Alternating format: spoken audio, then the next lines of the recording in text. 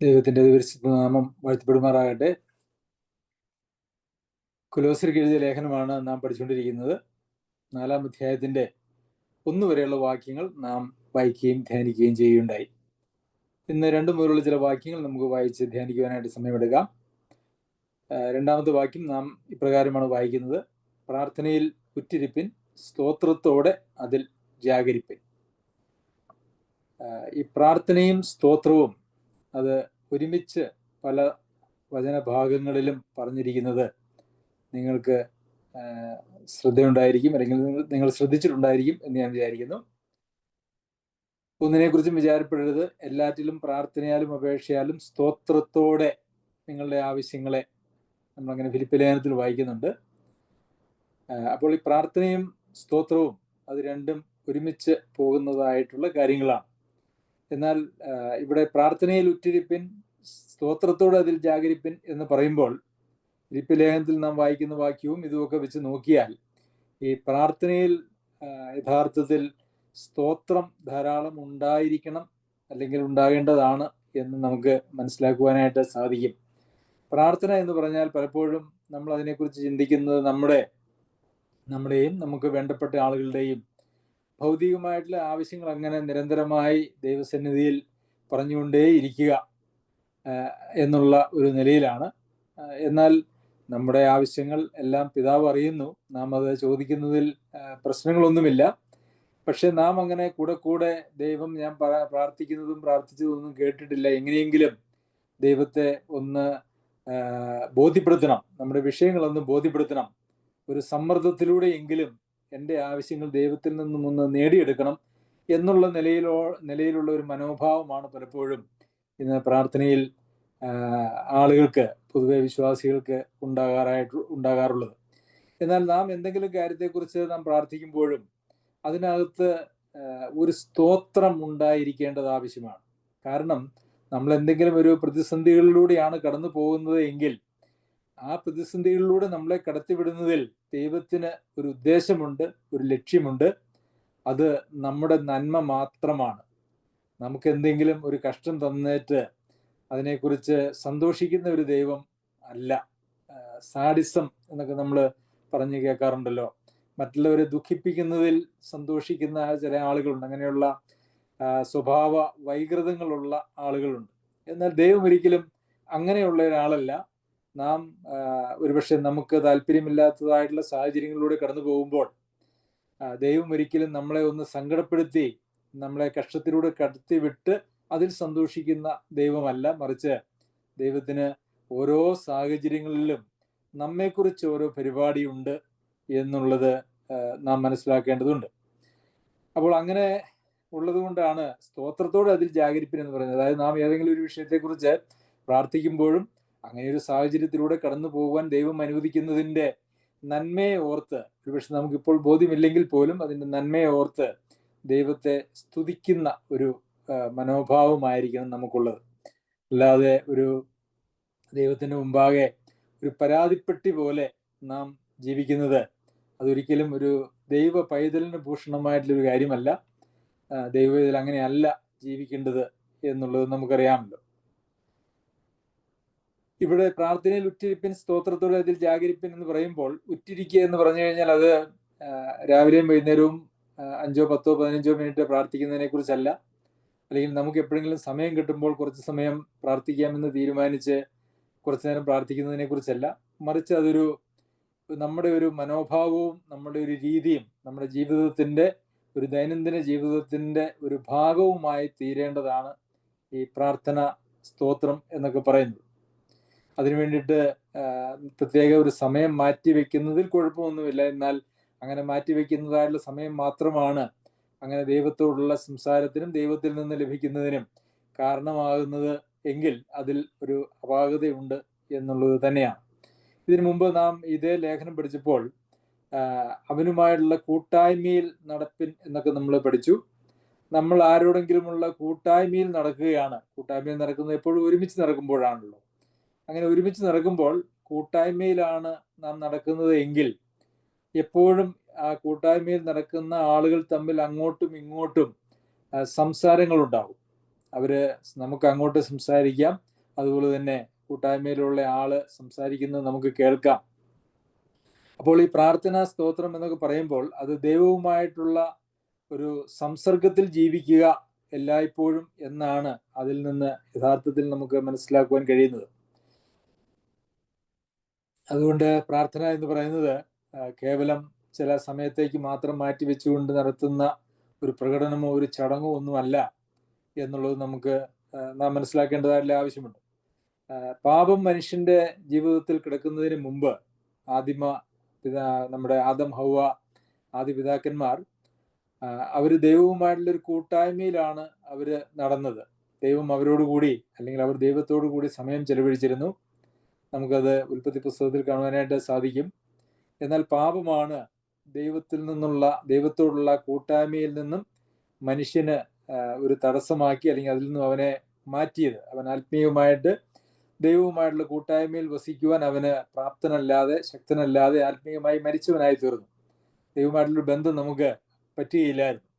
എന്നാൽ ഏദനിൽ ദൈവവുമായിട്ട് നഷ്ടപ്പെട്ടതായിട്ടുള്ള അതേ ബന്ധത്തിലേക്കാണ് കർത്താവായ യേശുക്രിസ്തു മുഖാന്തരം നമുക്ക് പിതാവിനോട് നിരപ്പ് ലഭിച്ചിരിക്കുന്നത്.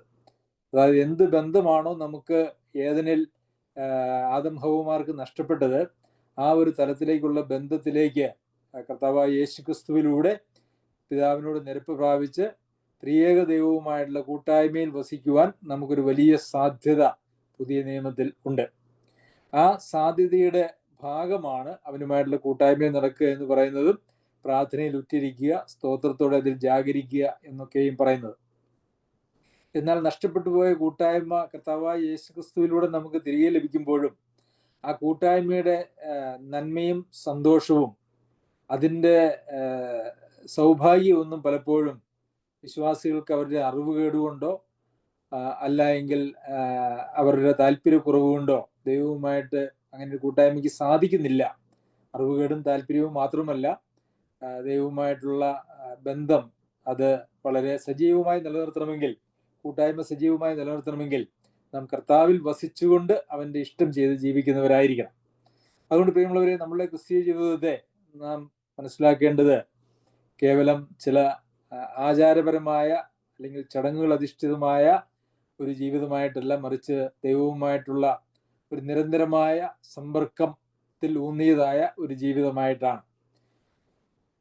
ശരി, നമുക്ക് മൂന്നാമത്തെ വാക്യത്തിൽ, എനിക്ക് ബന്ധന കാരണമായ ക്രിസ്തുവിന്റെ മർമ്മം പ്രസ്താവിപ്പാൻ തക്കവണ്ണം ദൈവം ഞങ്ങൾക്ക് വചനത്തിന്റെ വാതിൽ തുറന്നു തരികയും. എനിക്ക് ബന്ധന കാരണമായ സുവിശേഷത്തിന്റെ മർമ്മം, പൗലോസ് അപ്പോസ്തലൻ ലേഖനം എഴുതുമ്പോൾ തടവിലാണ് എന്നുള്ളത് നമുക്കറിയാമല്ലോ. അതുകൊണ്ടാണ് അത് ബന്ധന കാരണമായിരിക്കുന്നത് എന്ന് പറഞ്ഞിരിക്കുന്നത്. ക്രിസ്തുവിന്റെ മർമ്മം എന്ന് ഇവിടെ പറഞ്ഞിട്ടുണ്ട്. ക്രിസ്തുവിന്റെ മർമ്മം എന്ന് ഇവിടെ പറഞ്ഞിരിക്കുന്നത് സഭ എന്ന മർമ്മത്തെക്കുറിച്ചാണ്.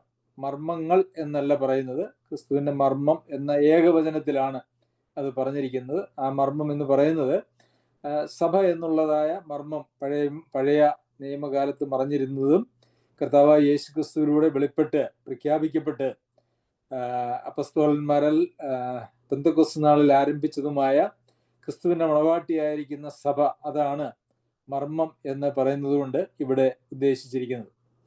എന്നാൽ ഈ മർമ്മത്തിൽ പല മർമ്മങ്ങളെക്കുറിച്ച് നമുക്ക് ഈ മർമ്മത്തിൽ തന്നെ അധിഷ്ഠിതമായിരിക്കുന്ന ഉൾപ്പെട്ടിരിക്കുന്നതായിട്ടുള്ള മറ്റ് മർമ്മങ്ങളെക്കുറിച്ച് നാം ഇതിനു മുമ്പ് ഈ ലേഖനത്തിലും ഇതിനു മുമ്പുള്ള ലേഖനങ്ങളും ഒക്കെ പഠിച്ചപ്പോൾ നാം പഠിക്കുകയുണ്ടായി. കർത്താവായ യേശു ക്രിസ്തുവിലൂടെ ഉള്ള രക്ഷ എന്ന് പറയുന്നത് ഒരു മർമ്മമായിരുന്നു. അതുപോലെ തന്നെ ജാതികളും അതുപോലെ യഹൂദന്മാരും കർത്താവായ യേശു ക്രിസ്തുവിൽ ഒന്നായിത്തീരുന്നു എന്ന് പറയുന്നത് ഒരു മർമ്മമായിട്ട് നമ്മൾ പഠിച്ചു. അതുപോലെ തന്നെ തൻ്റെ ആത്മാവിനാൽ കർത്താവ് നമ്മിൽ വസിക്കുന്നു എന്ന് പറയുന്നത്, നമ്മെ വാസസ്ഥലമാക്കിയിരിക്കുന്നു എന്ന് പറയുന്നതും ഒരു മർമ്മമായിട്ട് നാം കാണുകയുണ്ടായി. ഇതെല്ലാം കൂടെ ചേരുന്നതായിട്ടുള്ള ക്രിസ്തുവിന്റെ മർമ്മം, അതായത് സഭ എന്ന് പറയുന്നത് ആണ് ഇവിടെ നമുക്ക് കാണാനായിട്ട് കഴിയുന്നത്. അത് പ്രസ്താവിപ്പാൻ തക്കവണ്ണം ദൈവം ഞങ്ങൾക്ക് വചനത്തിന്റെ വാതിൽ തുറന്നു തരികയും ഞാൻ സംസാരിക്കേണ്ടും വണ്ണം അതിനെ വെളിപ്പെടുത്തുകയും ചെയ്യേണ്ടതിന് ഞങ്ങൾക്ക് വേണ്ടിയും പ്രാർത്ഥിക്കും. അപ്പോൾ ഇവിടെ പൗലോസ് അപ്പോസ്തലന്റെ ഒരു പ്രാർത്ഥന ആവശ്യമാണ് നമുക്കിവിടെ കാണാനായിട്ട് കഴിയുന്നത്. എഫേസ്യർക്ക് എഴുതിയ ലേഖനത്തിലും ഫിലിപ്പിയർക്ക് എഴുതിയ ലേഖനത്തിലും പൗലോസ് അപ്പോസ്തലന്റെ പ്രാർത്ഥനാ ആവശ്യങ്ങളെക്കുറിച്ച് നാം ചിന്തിക്കുകയും അതിനെക്കുറിച്ച് നാം വിശകലനം ചെയ്യുകയും ചെയ്യുണ്ടായി. ഇവിടെ പൗലോസ് അപ്പോസ്തലൻ രണ്ട് കാര്യങ്ങൾക്ക് വേണ്ടിയാണ് പ്രാർത്ഥിക്കാനായിട്ട് ആവശ്യപ്പെടുന്നത്. ഒന്ന്, വചനത്തിന്റെ വാതിൽ തുറന്നു തരണം. രണ്ട്, സംസാരിക്കേണ്ടും വണ്ണം അതിനെ വെളിപ്പെടുത്തുകയും ചെയ്യണം. ഈ രണ്ട് കാര്യങ്ങൾ പ്രത്യേകം പ്രാർത്ഥന ആവശ്യമുള്ളതായ കാര്യങ്ങളാണ്. നാം ദൈവവചനം വായിക്കുകയും അല്ലെങ്കിൽ ദൈവവചന പഠനത്തിനായിട്ട് നാം പുറപ്പെടുമ്പോൾ നാം ദൈവസന്നിധിയിലിരുന്ന് ആ ദൈവികമായിട്ടുള്ള മർമ്മങ്ങൾ അല്ലെങ്കിൽ ദൈവവചനത്തിന്റെ ഉപദേശങ്ങളെ നമുക്ക് മനസ്സിലാക്കി തരുന്നതിന് വേണ്ടി നാം പ്രാർത്ഥിക്കാറുണ്ട്. പ്രാർത്ഥനയോടുകൂടിയാണ് നാം പലപ്പോഴും നമ്മളുടെ യോഗങ്ങൾ ആരംഭിക്കാറുള്ളത്. അപ്പോൾ ഇവിടെ ഞങ്ങൾക്ക് വചനത്തിന്റെ വാതിൽ തുറന്നു തരിക, ഈ ഒരു കാര്യത്തെക്കുറിച്ച് അനേകരും പ്രസംഗിച്ച് കേട്ടിട്ടുള്ളത് ഇത് സുവിശേഷ പ്രവർത്തനത്തിനുള്ള അവസരങ്ങൾ തുറന്നു കിട്ടേണ്ടതിന് വേണ്ടിയുള്ള ഒരു പ്രാർത്ഥനയാണ് എന്നാണ്. എന്നാൽ അത് അങ്ങനെയല്ല. ഞങ്ങൾക്ക് വചനത്തിന് വാതിൽ തുറന്നു തരണമെന്നോ അല്ലെങ്കിൽ സുവിശേഷത്തിന് വാതിൽ തുറന്നു തരണമെന്നോ അല്ല, മറിച്ച് വചനത്തിന്റെ വാതിൽ തുറന്നു തരിക എന്നുള്ളതാണ്. അപ്പോൾ ഞാൻ അതിൻ്റെ മൂലഭാഷയിലും അതുപോലെ തന്നെ ലഭ്യമായ എല്ലാ കയ്യെഴുത്ത് പ്രതികളിലും അത് എങ്ങനെയാണ് എന്നുള്ളതിനെക്കുറിച്ച് അന്വേഷിക്കുകയും അത് വചനത്തിന് വാതിൽ തുറന്നു തരിക എന്നുള്ളതല്ല, മറിച്ച് വചനത്തിന്റെ വാതിൽ തുറന്നു തരിക എന്നുള്ളതാണ് എന്ന് ഉറപ്പുവരുത്തുകയും ചെയ്തിട്ടുണ്ട്. അപ്പോൾ വചനത്തിന്റെ വാതിൽ തുറന്നു തരിക എന്ന് പറഞ്ഞാൽ അത് ദൈവം ചെയ്യുന്നതായിട്ടുള്ള ഒരു കാര്യമായിട്ടാണ് നമുക്കിവിടെ കാണാനായിട്ട് കഴിയുന്നത്. അപ്പോൾ നമുക്ക് പൗലോസ് അപ്പോസ്തലന് വചനത്തിന്റെ വാതിൽ തുറന്നു കിട്ടേണ്ടതിന് വേണ്ടി പൗലോസ് അപ്പോസ്തലന് വേണ്ടി പ്രാർത്ഥിക്കണം എന്ന് സഭയോട് ആവശ്യപ്പെടുമ്പോൾ, പ്രിയമുള്ളവരെ, നമ്മുടെ എല്ലാവരുടെയും ജീവിതത്തിൽ ആ വചനത്തിന്റെ വാതിൽ തുറന്നു കിട്ടേണ്ടതിന് വേണ്ടി നാം നമുക്ക് വേണ്ടിയും മറ്റുള്ളവർക്ക് വേണ്ടിയും, പ്രത്യേകിച്ച് വചനം പഠിപ്പിക്കുന്നതായിട്ടുള്ള ആളുകൾക്ക് വേണ്ടിയും എത്രയോ ഉത്സാഹത്തോടെ പ്രാർത്ഥിക്കുകയും ചെയ്യേണ്ടതാണ് എന്ന് ഞാൻ ചിന്തിക്കുകയായിരുന്നു. നമുക്ക് അതിനെക്കുറിച്ച് ചിന്തിച്ചാൽ ലൂക്കോസ് എഴുതിയ സുവിശേഷം 24-ാം അധ്യായത്തില് ഇങ്ങനെ നാം വായിക്കുന്നുണ്ട്: കർത്താവ് തിരുവെഴുത്തുകളെ തിരിച്ചറിയേണ്ടതിന് അവരുടെ ബുദ്ധിയെ തുറന്നു. കർത്താവ് ഉയർത്തെഴുന്നേറ്റതിന് ശേഷം തന്നോടുകൂടെ യാത്ര ചെയ്തതായിട്ടുള്ള രണ്ട് ശിഷ്യന്മാരോട് സംസാരിച്ചതിന് ശേഷം അവർക്ക് തിരുവെഴുത്തുകളെ തിരിച്ചറിയേണ്ടതിന് അവരുടെ ബുദ്ധിയെ തുറന്നു എന്ന് നമുക്ക് കാണാനായിട്ട് കഴിയും. പൗലോസ് അപ്പോസ്തലനിലൂടെയാണ് ദൈവം ഒത്തിരി വെളിപ്പാടുകൾ നൽകിയത് എന്നുള്ളത് നമുക്കറിയാമല്ലോ. പുതിയ നിയമ ലേഖനങ്ങളിൽ ഭൂരിപക്ഷവും പൗലോസ് അപ്പോസ്തലനിലൂടെ ദൈവം വെളിപ്പെടുത്തിയതായിട്ടുള്ള കാര്യങ്ങളാണ്. എങ്കിൽ പോലും ഈ ലേഖനം എഴുതി പൂർത്തിയാക്കുന്നതിന് മുമ്പായിട്ട് താൻ ദൈവജനത്തോട് സംസാരിക്കുമ്പോൾ, അല്ല എങ്കിൽ താൻ സുവിശേഷം പ്രസംഗിക്കുമ്പോൾ വചനത്തിന്റെ വാതിൽ പൗലോസിന് തുറന്നു കിട്ടണം എന്ന് പറയുന്നുണ്ട്. അതായത് നാം പഠിച്ചു വെച്ച ഏതെങ്കിലും ഒരു സന്ദേശം അത് കേവലം എടുത്ത് പ്രസംഗിക്കുന്നതല്ല. ഇപ്പോൾ യഥാർത്ഥത്തിൽ സുവിശേഷ പ്രസംഗം എന്ന് പറയുന്നത്, ഇപ്പോൾ ഓരോ പ്രസംഗത്തിലും അവിടെ നിൽക്കുന്നതായിട്ടുള്ള അതിൻ്റെ കേൾവിക്കാരായിട്ടുള്ള ആളുകൾ, കേൾവിക്കാരിൽ ഹൃദയത്തെ ദൈവസന്നിധിയിൽ താഴ്ത്തുന്നതായ ഭക്തരായിട്ടുള്ള ആളുകൾ, അവരുടെ ആവശ്യങ്ങൾ അതൊക്കെ മനസ്സിലാക്കി പ്രസംഗിക്കുന്നതിന് ദൈവം വചനത്തിന്റെ വാതിൽ അപ്പോൾ തുറന്നു കൊടുക്കേണ്ടതായിട്ടുള്ള ആവശ്യമുണ്ട് എന്ന് നാം മനസ്സിലാക്കണം. പലപ്പോഴും സുവിശേഷം പറയുക, പ്രസംഗിക്കുക എന്നൊക്കെ പറഞ്ഞാൽ നമുക്ക് കാണാതെ പഠിച്ചിട്ടുള്ളതോ നമ്മുടെ മനസ്സിൽ രൂഢമൂലമായി കിടക്കുന്നതുമായിട്ടുള്ള ചില വാക്കുകളും പദങ്ങളും ഒക്കെ എടുത്ത് അങ്ങ് പറഞ്ഞ് സുവിശേഷം അറിയിച്ചു എന്നുള്ള നിലയിൽ നാം തൃപ്തിപ്പെടാറുണ്ട്. എന്നാൽ പ്രിയമുള്ളവരെ, പൗലോസ് അപ്പോസ്തലൻ അതിനെക്കുറിച്ച് പറയുന്നത്, എൻ്റെ വാക്കുകൾ ജ്ഞാനത്തിന്റെ വശീകരണ വാക്കുകൾ അല്ലായിരുന്നു, മറിച്ച് ആത്മാവിൻ്റെയും ശക്തിയുടെയും പ്രദർശനത്താൽ അത്രയായിരുന്നത്. നമുക്ക് സുവിശേഷം പറയാൻ ജ്ഞാനം ഉപയോഗിച്ച് അല്ലെങ്കിൽ നമ്മുടെ അറിവ് ഉപയോഗിച്ച് നമുക്ക് സുവിശേഷം പറയുവാനായിട്ട് സാധിക്കും, വചനം പ്രസംഗിക്കുവാനായിട്ട് സാധിക്കും. എന്നാൽ അതിനപ്പുറം ആത്മാവിൻ്റെയും ശക്തിയുടെയും പ്രദർശനം എന്ന് പറയുമ്പോൾ നമ്മളുടെ വാക്കുകളെ നിയന്ത്രിക്കുന്നത് നമ്മളിലുള്ളതായ കാണാപ്പാടം പഠിച്ചതോ അറിയുന്നതോ ആയിട്ടുള്ള ചില സത്യങ്ങൾ എന്നുള്ള നിലയിൽ മാത്രമല്ല. അത് ആവശ്യമുണ്ട്. എന്നാൽ അത് മാത്രമല്ല, മറിച്ച് ആത്മാവിന്റെ നിയന്ത്രണത്തിലേക്ക് നാം പോവുകയും ഒരുപക്ഷെ നാം ഒരിക്കലും പ്രതീക്ഷിക്കാത്തതായ, ചിന്തിക്കാത്തതായിട്ടുള്ള കാര്യങ്ങൾ ദൈവാത്മാവ് അപ്പോൾ നമുക്ക് നൽകുകയും അതാണ് യഥാർത്ഥത്തിൽ ഒരു ഓരോ സുവിശേഷ പ്രസംഗത്തിലും ഉണ്ടായിരിക്കേണ്ടത്, ഓരോ വചന ശുശ്രൂഷയിലും ഉണ്ടായിരിക്കേണ്ടത്. അതല്ലാതെ കേവലം നമ്മളുടെ ജ്ഞാനത്തിന്റെ ഒരു വിളമ്പൽ ആകരുത്. അപ്പൊ പൗലോസ് അപ്പോസ്തലൻ വചനത്തിന്റെ വാതിൽ തുറന്നു തരണം എന്ന് പറയുമ്പോൾ അതിനകത്ത് വലിയ പ്രാധാന്യമുണ്ട് എന്നുള്ളത് നാം മനസ്സിലാക്കണം. ഇന്ന് സെമിനാരികളിലൊക്കെ പോയി ബൈബിൾ പഠനം പൂർത്തിയാക്കിയിരിക്കുന്നതായിട്ടുള്ള ആളുകളെ ദൈവവചനം പഠിപ്പിക്കുന്നതിന് വേണ്ടി അവരെ തയ്യാറാക്കുക. അതിന് പ്രസംഗശാസ്ത്രം എന്നൊക്കെ പറഞ്ഞുകൊണ്ട് ചില പഠനശാഖകളുണ്ട്. അവിടെ എങ്ങനെയാണ് സഭയിൽ പ്രസംഗിക്കേണ്ടത് അല്ലെങ്കിൽ ദൈവവചനം പ്രസംഗിക്കേണ്ടത് എന്നൊക്കെയുള്ള പഠിപ്പീരിൽ ഹോംലെറ്റിക്സ് എന്നാണ് വിഷയത്തിന്റെ പേര്. ഞാൻ ദൈവശാസ്ത്രം പഠിച്ചപ്പോൾ അതിനകത്ത് പഠിപ്പിച്ചതായിട്ടുള്ളൊരു കാര്യമുണ്ട്. അതായത് നമ്മളൊരു പ്രസംഗിക്കാൻ പോകുന്നുവെങ്കിൽ അതിന് പ്രസംഗിക്കുന്ന മുഴുവൻ കാര്യങ്ങളും എഴുതി തയ്യാറാക്കി അത് 1-2 വട്ടം മുറിയിലിരുന്ന് അത് പ്രസംഗിച്ച് നോട്ടുകളൊക്കെ തയ്യാറാക്കി കൃത്യമായിട്ട് ആ പ്രസംഗത്തിന് തയ്യാറാക്കിയ വാക്കുകളിൽ അപ്പുറം പോകാതിരിക്കാൻ ശ്രദ്ധിക്കണം എന്നൊക്കെയുള്ള നിലയിലാണ് അവിടെ പഠിപ്പിക്കുന്നത്. എന്നാൽ ദൈവവചനത്തിൽ അങ്ങനെയൊന്നും അല്ല. അപ്പോൾ ദൈവാത്മാവിന് എന്തെങ്കിലും അവിടെ ഇരിക്കുന്നതായിട്ടുള്ള കേൾവിക്കാരായിട്ടുള്ള ആരോടെങ്കിലും എന്തെങ്കിലും സംസാരിക്കണം എന്ന് തോന്നിയാൽ അതിനുള്ള വഴി പോലും നമ്മൾ അടച്ചു കളയുകയാണ് ചെയ്യുന്നത് എന്നുള്ളതാണ് ഒരു യാഥാർത്ഥ്യം. നാം ദൈവവചന പഠിപ്പീരിനായിട്ടും പഠനത്തിനായിട്ടും തയ്യാറാവണ്ടേ എന്ന് ചോദിച്ചാൽ തയ്യാറാവേണം. എന്നാൽ ഒരു കാര്യം നാം മനസ്സിലാക്കേണ്ടത് അത് നമ്മളുടെ ബുദ്ധിയിലും നമ്മളുടെ കഴിവിലും അറിവിലും മാത്രം ഉൾപ്പെട്ടിരിക്കുന്നതായ ഒരു പ്രവർത്തനമാണ് എങ്കിൽ അത് കേവലം നമ്മളുടെ ജഡത്തിന്റെ ഒരു പ്രവർത്തനം, ജഡത്തിൽ നിന്നുള്ള ഒരു പ്രവർത്തനം എന്ന് മാത്രമേ വരികയുള്ളൂ.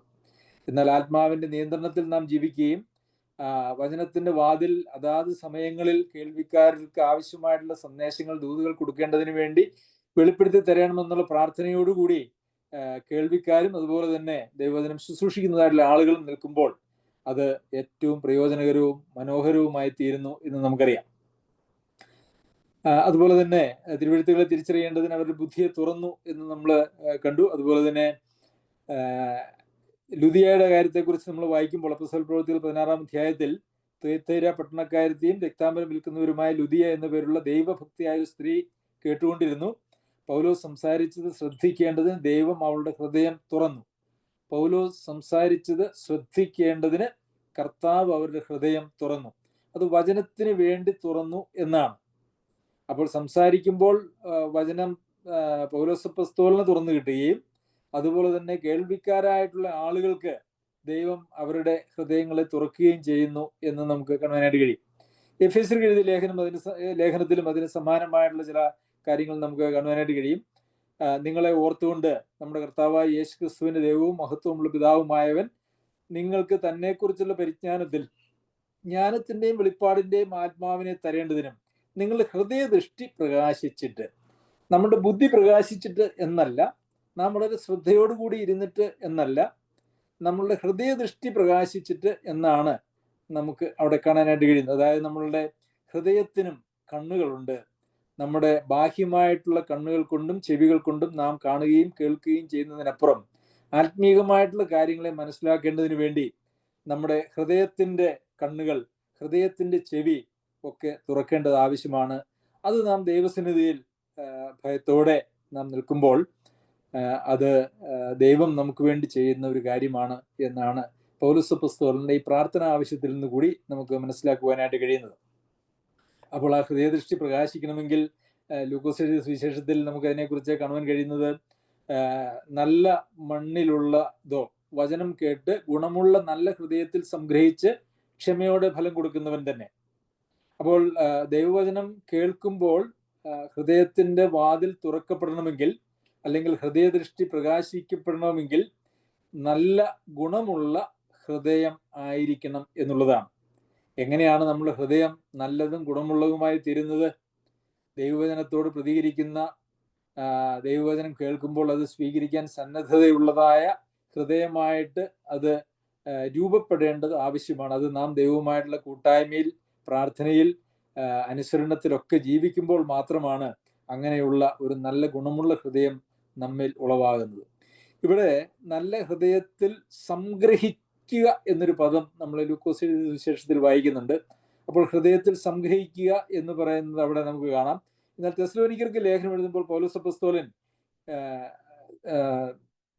മനുഷ്യന്റെ, ഞങ്ങൾ പ്രസംഗിച്ച ദൈവവചനം നിങ്ങൾ കേട്ട് മനുഷ്യന്റെ വചനമായിട്ടല്ല സാക്ഷാലാകുന്നത് പോലെ ദൈവവചനമായിട്ട് തന്നെ കൈക്കൊണ്ടതിനാൽ ഞങ്ങൾ ഇടപെടാതെ ദൈവത്തെ സ്തുതിക്കുന്നു, വിശ്വസിക്കുന്ന നിങ്ങളിൽ അത് വ്യാപരിച്ചു കൊണ്ടിരിക്കുന്നു. അപ്പോൾ ഹൃദയത്തിൽ സംഗ്രഹിക്കുകയും ആ ഹൃദയത്തിൽ സംഗ്രഹിച്ചതായിട്ടുള്ള ദൈവവചനം ഹൃദയത്തിൽ വ്യാപരിച്ചുകൊണ്ടും ഇരിക്കുന്നതായ ഒരു ജീവിതമാണ് യഥാർത്ഥത്തിൽ ക്രിസ്തീയ ജീവിതം. ദൈവവചനം നാം ധാരാളം കേൾക്കുന്നുണ്ട്, വായിക്കുന്നുണ്ട്.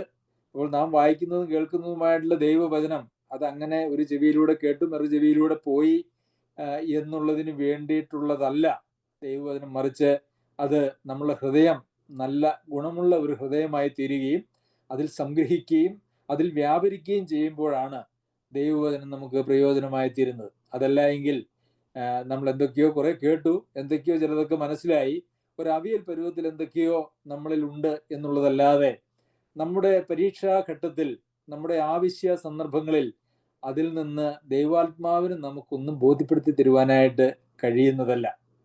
കാരണം നമുക്ക് നമ്മുടെ ഉള്ളിൽ ദൈവവചനം വളരെ കൃത്യമായും ക്രമമായും ശുദ്ധമായും ഉണ്ടായിരിക്കേണ്ടത് നമ്മുടെ ക്രിസ്തീയ ജീവിതത്തിന് ഏറ്റവും ആവശ്യമാണ്. ദൈവാത്മാവ് യഥാർത്ഥത്തിൽ നമ്മളൊക്കെ ചിലപ്പോൾ കേൾക്കുകയും നമ്മുടെ ഉള്ളിലുള്ളതുമായിട്ടുള്ളൊരു ചിന്ത എന്ന് പറയുന്നത് എന്ത് ആവശ്യം വന്നാലും ആത്മാവ് നമ്മളോട് നേരിട്ട് വന്ന് അങ്ങ് സംസാരിക്കുക എന്നുള്ളതാണ്. എന്നാൽ അങ്ങനെയൊന്നുമല്ല. ആത്മാവ് നമ്മളോട് നേരിട്ട് വന്ന് ഓരോ കാര്യങ്ങളിലും എല്ലായ്പ്പോഴും സംസാരിച്ചുകൊണ്ടിരിക്കുകയല്ല എന്നുള്ളത് നമുക്കറിയാമല്ലോ. അങ്ങനെയൊക്കെ പലരും അവകാശപ്പെടുന്നുവെങ്കിലും അതൊക്കെ അവരുടെ തോന്നലുകളെ ആത്മാവിൻ്റെ ചിന്തകളായിട്ട് അവർ തെറ്റിദ്ധരിച്ച് പറയുന്നതാണ്. നമ്മുടെ തോന്നലുകൾ എന്ന് പറയുന്നത് പലപ്പോഴും നമ്മളുടെ ദേഹിയിൽ നിന്ന് ഉളവാകുന്നതായിട്ടുള്ള കാര്യങ്ങളാണ്. എന്നാൽ ദൈവവചനത്തിൻ്റെ കൃത്യമായ ശുദ്ധമായ സംഗ്രഹണവും മനസ്സിലാക്കലുകളും അതിൻ്റെ പഠനവും അത് വ്യാപരിക്കുന്നതും ഒക്കെയുമാണ് നമ്മുടെ ആത്മീയ ജീവിതത്തിൽ നമ്മളെ ഓരോ നിമിഷവും നമ്മെ നടത്തുന്നത്. അതിനാലാണ് ദൈവാത്മാവ് നമ്മെ നടത്തുന്നത്. എന്നാൽ ദൈവാത്മാവിന് പ്രകൃത്യാതീതമായി ചില പ്രത്യേക സന്ദർഭങ്ങളിൽ നമ്മളെ നയിക്കുവാനും കൊണ്ടുപോകുവാനും നമ്മളോട് സംസാരിക്കുവാനും ഒക്കെ കഴിയും എന്നുള്ളതും ഒരു യാഥാർത്ഥ്യമാണ്. അപ്പോൾ അങ്ങനെ നമ്മളിൽ സംഗ്രഹിക്കുകയും വ്യാപരിക്കുകയും ചെയ്യുന്ന വചനമാണ് യഥാർത്ഥത്തിൽ 100, 60, 30 വേനിയായി നമുക്ക് നമ്മുടെ ജീവിതത്തിൽ ഫലം കായ്ക്കുന്നത്. ദൈവവചനം നമ്മൾ കേൾക്കുന്നതിൻ്റെ ഏക ലക്ഷ്യം എന്ന് പറയുന്നത് നമ്മളിലൂടെ ഫലം കായ്ക്കുക എന്നുള്ളതാണ്. വിതക്കാരൻ്റെ ഉപമയിൽ വചനം വിതച്ചു. എന്തിനു വേണ്ടിയിട്ടാണ്? വിത എപ്പോഴും ഒരു കൊയ്ത്തിന് വേണ്ടിയിട്ടാണ്. വിത മാത്രം നടക്കുന്നു, കൊയ്ത്തൊന്നും നടക്കുന്നില്ല എങ്കിൽ ഒരു ഗൗരവമായിട്ടുള്ള ആത്മീക പ്രശ്നം നമ്മളുടെ ജീവിതത്തിൽ ഉണ്ട് എന്നുള്ളതാണ് അതിൻ്റെ അർത്ഥം. നാം എത്ര വചനം കേട്ടിട്ടും നമ്മൾ പിന്നെയും പഴയപടി മാത്രമാണ് ജീവിക്കുന്നത്. നമുക്ക് കുറെ ബുദ്ധിയിൽ കുറെ അറിവുകളൊക്കെ കിട്ടി എന്നുള്ളതിൽ കവിഞ്ഞ് നമ്മളുടെ ജീവിതത്തിൽ അത് ഫലമായി തീരുന്നില്ല എങ്കിൽ, നീതിഫലം നിറഞ്ഞവരായി നാം തീരുന്നില്ല എങ്കിൽ, അവനിൽ ഫലം കായ്ക്കുന്നില്ല എങ്കിൽ അതിൻ്റെ അർത്ഥം അടിസ്ഥാനപരമായിട്ടുള്ള മാനസാന്തരത്തിൻ്റെയും സമർപ്പണത്തിൻ്റെയും ആവശ്യം നമ്മളിൽ ഉണ്ട് എന്നുള്ളതാണ്. പിന്നെ ഈ ഹൃദയത്തിൽ നല്ല ഗുണമുള്ള ഹൃദയത്തിൻ്റെ ഒരു പ്രത്യേകത എന്ന് പറയുന്നത് അത് ആ ഹൃദയത്തിൽ ദൈവത്തിന് എഴുതാനായിട്ട് സാധിക്കും. നിങ്ങളുടെ ഹൃദയത്തെ കഠിനപ്പെടുത്തരുത് എന്ന് നമുക്ക് വചനത്തിൽ പഴയ നിയമത്തിലും പുതിയ നിയമത്തിലും നമുക്ക് കാണുവാനായിട്ട് കഴിയും. കഠിന ഹൃദയം എന്ന് പറയുന്നത് ദൈവസന്നിധിയിൽ ദൈവത്തോട് പ്രതികരിക്കാൻ കഴിയാത്തതായ ഒരു ഹൃദയമാണ് കഠിന ഹൃദയം. എപ്പോഴാണ് ഒരു ഹൃദയം കഠിനമാകുന്നത് എന്ന് ചോദിച്ചാൽ, കേട്ടിട്ടും എത്രയോ തവണ കേട്ടിട്ടും മാനസാന്തരം വരാതെ അതേ സ്വയ ജീവിതത്തിൽ തുടരുന്നവരുടെ ഹൃദയമാണ് കഠിനപ്പെട്ടു പോകുന്നത്. നമുക്കറിയാം, നമ്മുടെ കയ്യിലൊക്കെ കഠിനപ്പെടും. കൈ കഠിനപ്പെടും. എങ്ങനെയാണ് കൈ കഠിനപ്പെടുന്നത്?